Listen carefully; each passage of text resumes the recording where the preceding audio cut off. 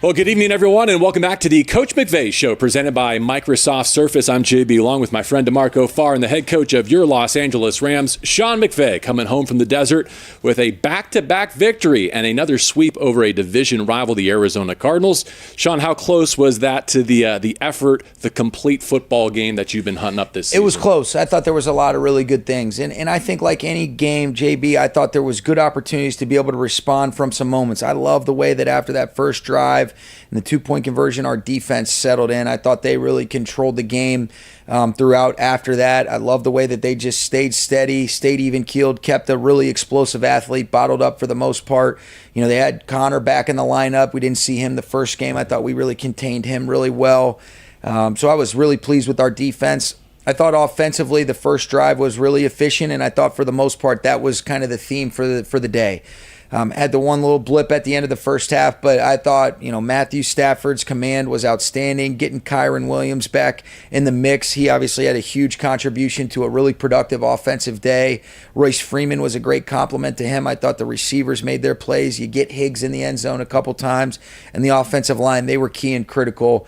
To be able to rush for over 220 yards, to be able to keep Matthew as clean as they did in the pass game. I thought those guys were excellent. And then thought Trammell did a nice job in some punt returns. And then there's some things that we can learn from, which tremendous confidence and faith in Chase Blackburn and Jeremy Springer's leadership for our special teams to be able to improve on some of the things that didn't go down the way that we wanted. But really happy and pleased with the effort. And now let's see if we can carry it on and go get another one against a tough opponent this week at SoFi. Absolutely. Yeah, it's fun when you outgain them, you just outstat them, and you pretty much get everything you want offensively and defensively. But the one thing that came back to my mind was that could have been anybody. I heard this from a different sport. It was actually a boxer, and he just whipped this outclassed guy, and his trainer said that could have been anybody. When we're playing like we're playing, that could have been any opponent. Does that sound about right for Sunday? I thought that our guys played well against the opponent that we played. And I think the consistency is the truest measurement of performance. Now, how can we use the momentum that these guys have earned and established since the bye and continue to build on it? And you don't just show up on Sunday at SoFi. I think there's an element of being able to win the weeks and being able to prepare the right way and have a great focus and concentration on what that point of emphasis within the game plan is, and doing it with an enjoyment, but an urgency and an ability to continue to improve and all be accountable to one another. And that's what's been fun about this group, because that's been consistent. And then I think you've started to see that compound interest. I think we established some grit where you learn how to work through some tough challenges that we experienced in the first part of the season. We had to, in each of the last couple games, even though we've come out on top, there's still been moments where you have to respond to temporary setbacks. And I think that's going to serve us well. And let's see if we can carry that momentum the right way. No doubt. I like to think the Rams win yesterday, even if you go 3 and out on that first possession. But how huge was it to hit 2-2 over the top to make sure that you get the first points of that game? It was big. 2-2 coming up big. Yeah. What a ball, what a throw by Matthew, and it was a great job. He ends up winning on a inside release go ball. I thought that was a great track, because that was good tight coverage, and to be able to make a contested catch like that on a 3rd down and 8 for 42 yards, there's no doubt that was the key play in the drive. I also thought it was really big in the other 3rd down for Puka to be able to get the screen and end up cutting it to a 4th down and short, where that enables us to be able to run it with Kyren, and he surges ahead, and then to be able to get Higgs in the end zone for his first touchdown of hopefully many this season, was really good. I thought there was a lot of guys. I thought Matthew got a bunch of guys involved. And it was kind of reflective of the kind of day that it was, where it was a good balance of run and pass and good overall execution from all hands on deck. Higbee threw me off with his touchdown celebration, right? Thought it was a back injury? I thought he got Puka too, so I'm not the only one. Yeah, great. That kind of got me He's there. done it before. He has? Oh, yeah. Okay, I guess I missed that. I'm like, what is that? 2021 when we played the Niners, not in the NFC Championship, but in Week 18. He's a trip, man. He's fun to watch. But fun. Tutu, talk about his development because he's not the biggest guy, but he's pretty big. He is. That's I'm thinking Puka. No, Tutu. Yeah, he is not a unit. He's not the biggest dude in the world. Yes, but his development, the way he's, I guess, learned to play receiver in the National Football League. I mean, it's really starting to show up big. Yeah, he had 3 really big catches yesterday, and he plays bigger. You know, he's got a bigger catch radius. He might be small in terms of, you know, the height and weight, you know, but he's got good, strong, aggressive hands. I thought that was really on display on all 3 of his catches, where you're talking about the first one, 42 yards, that the DB's draped on his back. He's catching that outside of his frame, and then the strength to be able to finish. That was a great throw and catch. End up hitting him on a high cross, kind of in that, you know, that fringe area. Matthew puts it right on him, but it's a crossing route where he's got good tight coverage, kind of running away.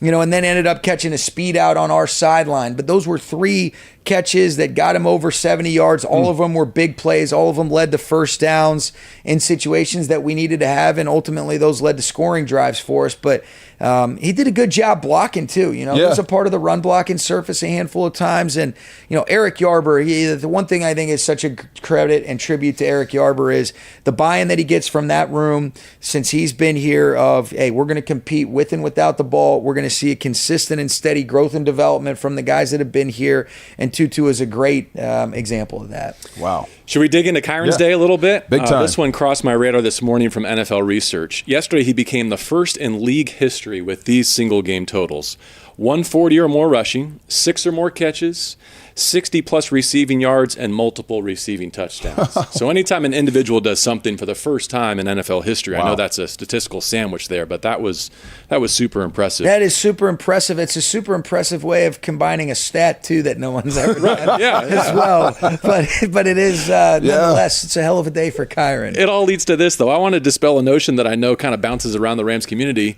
You love calling running plays, right? Yes. I mean, you're addicted to efficient runs. Yeah. Yes. I like calling. You know, our job is to move the ball and try to score points. And so, you know, we've ridden the ball pretty efficiently here over a handful of years. But, you know, when we are getting those efficient chunk plays and we're able to stay on schedule, that's when you have the best opportunity to be able to have a lot of the foundational philosophies of our offense come to life. And it takes all 11, but Kyren's overall play energy, productivity, ability to be able to press it one gap at a time, you know, set those blocks. I think he has a great feel for that. And I think in the last 2 performances that he's had, that has been as evident on the film as, you know, any time that, you know, we've run the football efficiently over the last handful of years.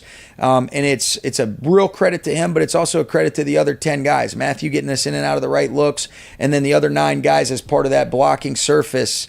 But it was a big time day, and then I thought Royce was an excellent compliment to him as well. Oh, is that complimentary football or just running people over? What do you think? Same thing. Both. Yeah, give credit to the O-line. You just did. I mean, just the way they block. When you have a run play that pops to the safety, that's a win.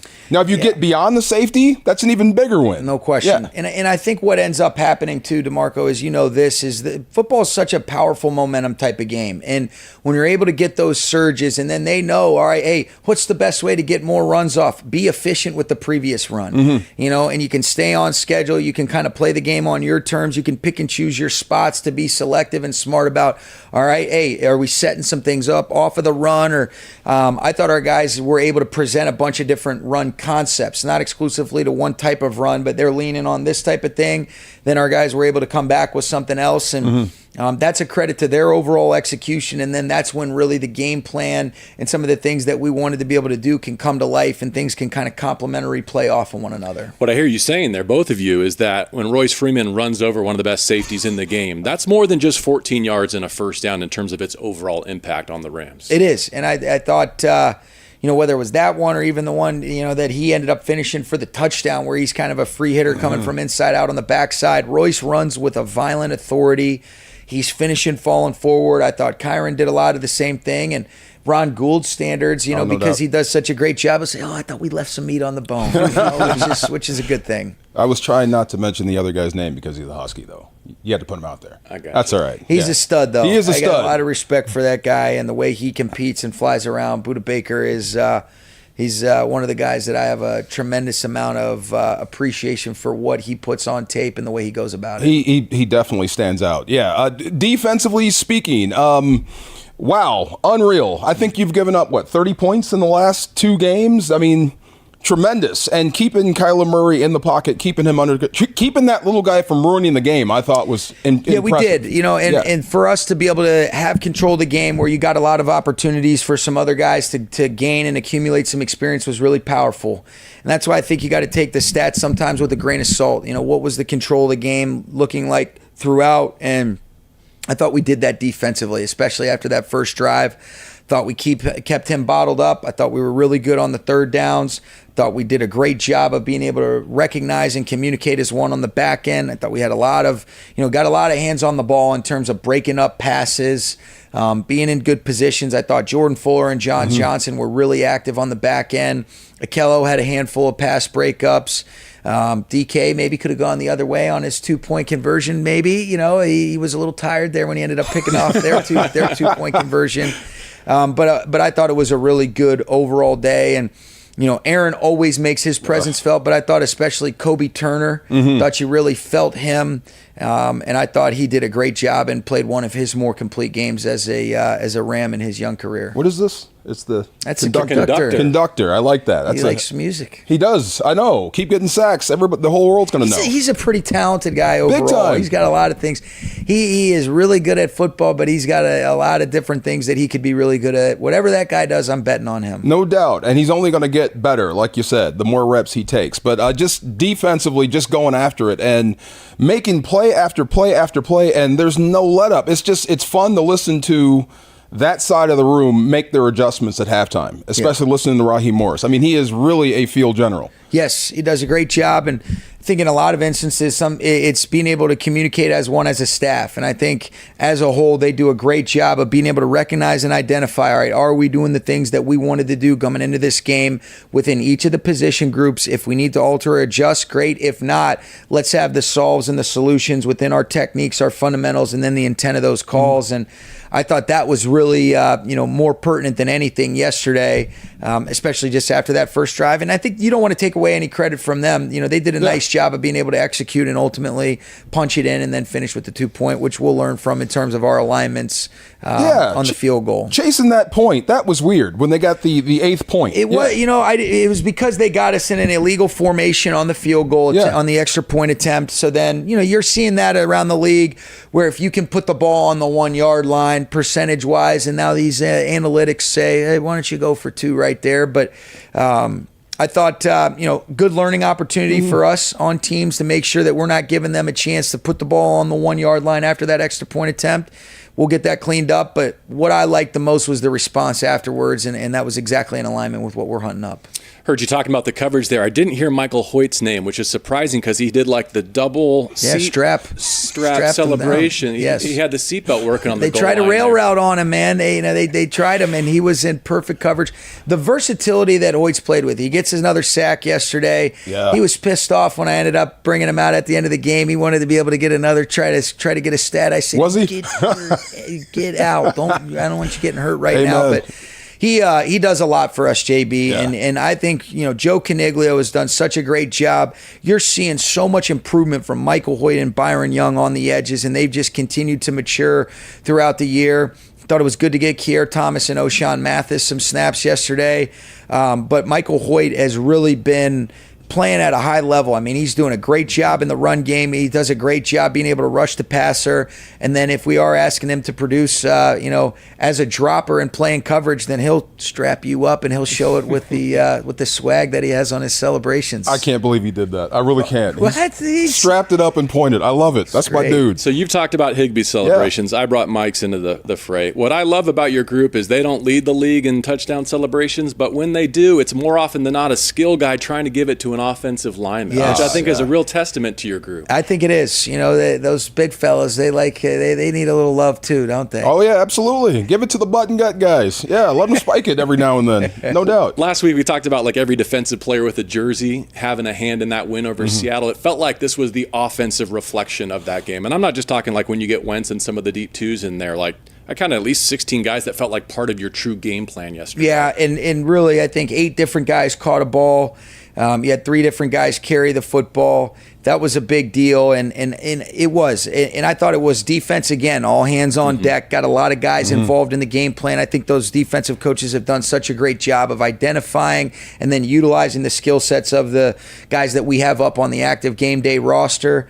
And then yesterday, that was definitely on display. It was good to be able to get some of the other tight ends, Hunter Long and Davis Allen, in the mix. It's good to have all the receivers contribute. It was good to be able to see Kyren and Royce and then Zach Evans be able to finish it up. And that was a real positive, and I think that's a theme that we want to consistently have as we continue and move forward and into next week. You know what I thought was fun? Scoring 5 touchdowns, always fun. But watching Ethan Evans just absolutely pound the football on kickoffs. You should get points if he puts it through the uprights off a kickoff.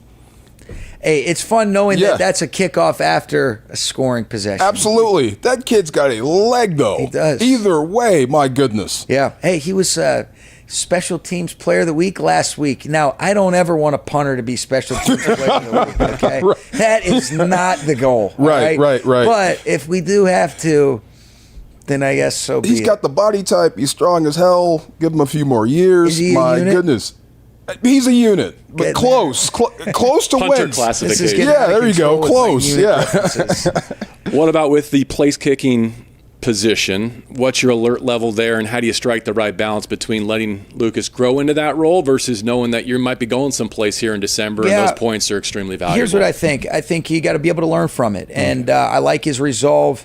There is a lot of things to really like about him and what we've seen in a short amount of time, and the confidence, the swagger, just the overall ability where the ball jumps off his leg. And that's not the sturdiest surface where you don't necessarily always trust your plant leg in some of those situations and scenarios, but I think it's a great learning op. Hey, man, trust your technique, trust your fundamentals. Let's be as consistent as we can with our approach and our stroke as it relates to, when we're getting into those extra point or field goal attempts. And I'm confident that he can rebound the right way. I think it would be way too early to press the panic button, but we do want to see, an improvement, but also an ability to be able to move on, because you're watching and you're seeing some of the greatest of all time to be able to do it. They're missing some kicks. And one of the things that I think is consistent about all of these great kickers, whether it's the Matt Gays of the world, the Greg Zerlines, the Justin Tuckers, they're going to have some things that they want back, but they move on quickly, and then they get back to the things that have enabled them to be consistent over time. And there's a lot of things you got to be able to work through, but that's what I'm optimistic that we'll work through that the right way with Lucas. I love I'm rooting for him. I love his personality. If I could pick a kicker, I want him to be like that guy. He's cool. You know what I mean? I do know what you mean. There's a legitimate swag that he has, and I felt that same thing from Zerline. I felt that same thing from Matt Gay, and you're talking about 2 guys that have done it at a really high level that we were fortunate enough to have here. I think the more that you do this, the more you realize, and you don't ever want to take for granted some of the consistency and the production at a position like that we've been so fortunate to have as it relates to Greg and both Matt. And I think Lucas has a chance to be in alignment with that conversation, but let's respond the right way as we move forward in the next week. Got a couple about the quarterback position, and you often mention Matthew's ability to get the Rams in and out of things. Can you give us some more context on that, and specific to yesterday's game or not? How often is he coming to the line with an option to go A or B, run or pass, pretty frequently, making that decision? It's game plan dependent, it's situation dependent, but pretty frequently. I thought the overall operation just getting us in and out of the huddle in the early parts of the game, managing being, without your verbal cadence, changes in tempo, whether that's as we break the huddle, whether that's going tempo at the line of scrimmage and getting route concepts, protections and things like that straightened up. And so in some form or fashion, that's every single snap, JB. Now, whether he's actually audibling, but I thought his overall command, his overall ability to be able to get us in and out of the right stuff, get through progressions, manage the run game, especially when you're talking about a defense that presents a variety of different issues where if you are just running a certain play, man, you can be in some really bad situations where you're in essence wasting plays. We didn't ever really want to do that, and we were fortunate to have the luxury of not doing that.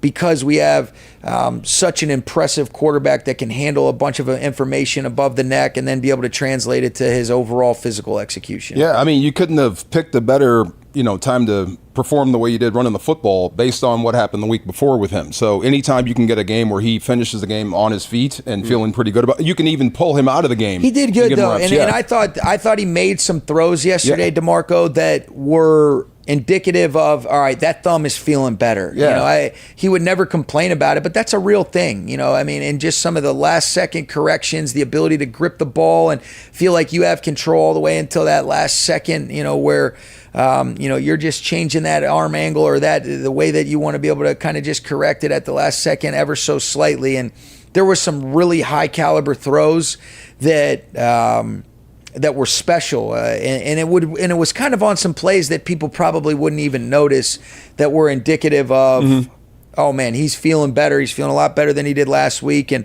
I always love seeing him. You talk about that celebration swag after his second touchdown to Higbee. Whatever he's doing down there, it's swaggy as hell, and he looks like he's having fun, and that sure translates to everybody else. It seems like one of the greatest offensive areas of improvement this season has been the screen game. There was a disconnect there between him and Kyren, and really the entire 11-person operation early in the year, but man, did it ever come to life yesterday. What goes into making that screen game come to life? All 11, I mean, and I think it's especially important in terms of the quarterback and the running back, but then also the offensive lineman understanding and owning the intent.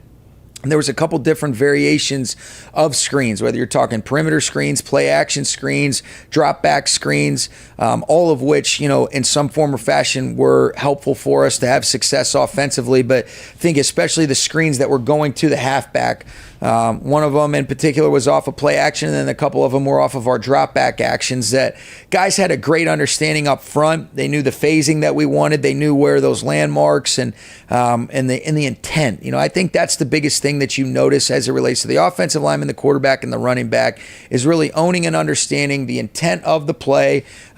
What are the things that we need to do to be able to solve the potential problems that could arise within the framework of the play? And then, how can we ultimately execute it on time and in the location and landmarks that you're ideally hunting up on the field while getting guys blocked? I think every screen to draw that ever got around me, pre-snap, I'm thinking I'm going to kick your butt because I just got my butt kicked. And then you've bluffed me and boom, you're out. Best way to regulate the rush. See? Right there.